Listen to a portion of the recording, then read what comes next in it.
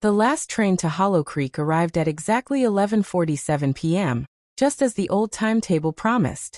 No one used the station anymore. Broken benches were covered in dust, and the station clock had stopped years ago. Still, the train doors opened, and Ethan Cole stepped onto the platform with a single suitcase and a letter that had pulled him back to a town he hated.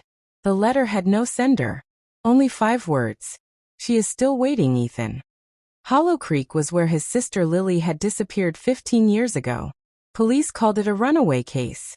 The town whispered about curses. Ethan knew the truth was buried deeper.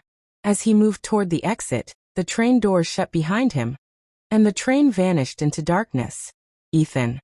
A woman stood near the wall, her face hidden. "You came back," she said. She revealed herself. It was Margaret Hale, the station master's daughter. She looked exactly the same as she had years ago. "You shouldn't have returned," she warned. "Hollow Creek doesn't forgive."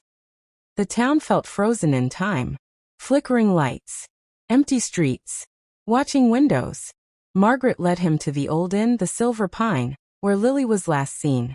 "She disappeared after midnight," Ethan said. Margaret nodded. "After the last train." "But trains stopped years ago."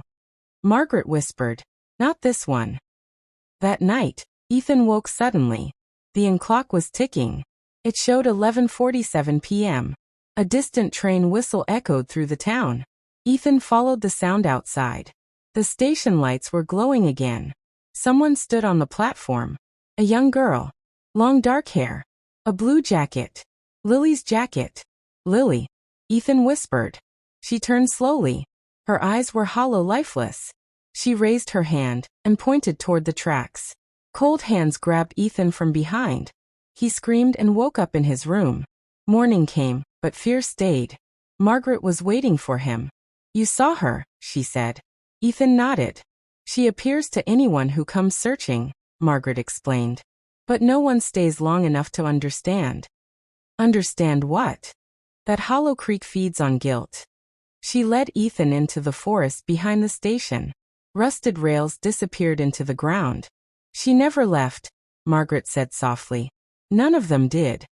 Ethan's voice trembled. "None of who?" "The passengers." Margaret confessed the truth. 15 years ago, Hollow Creek was dying. The railway company planned to shut the line down.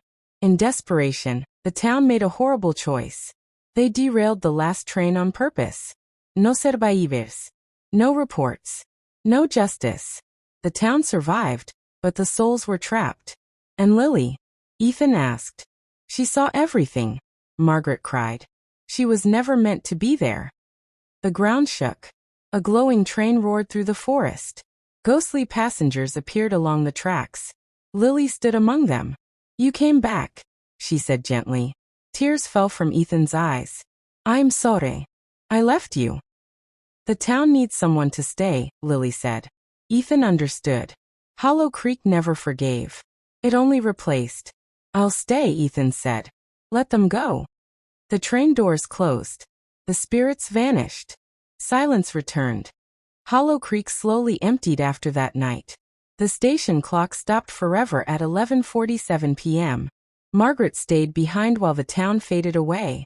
One night, the air grew heavy again. The rails trembled. The train returned. Ethan stood on the platform, unchanged. "She's at peace," he said softly. "What about you?" Margaret asked. "The town needs a keeper," Ethan replied. "Someone to remember." The train whistle blew once. Then it vanished. Years later, travelers speak of strange dreams near the forest. They dream of a man standing alone on a platform, watching a frozen clock. And somewhere in the distance, a train waits. Silent. Eternal.